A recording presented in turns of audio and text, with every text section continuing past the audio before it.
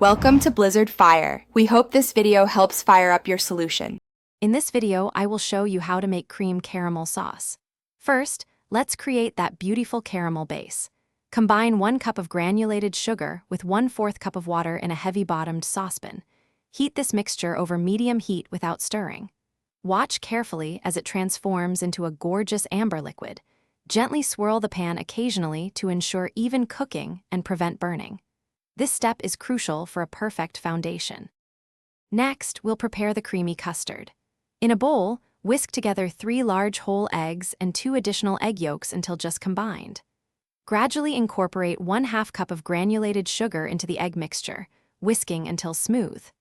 In a separate saucepan, gently warm 2 cups of whole milk with 1 teaspoon of vanilla extract until it's hot but not boiling.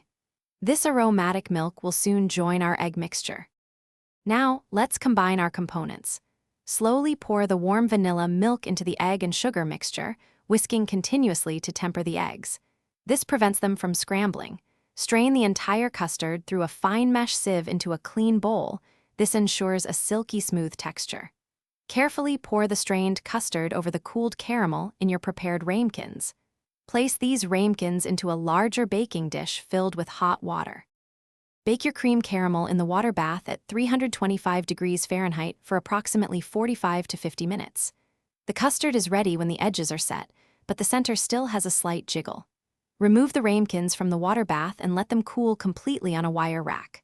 Once cooled, refrigerate them for at least 4 hours or preferably overnight.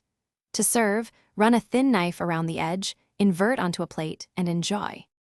Thanks for watching. If you found this helpful, don't forget to like and subscribe.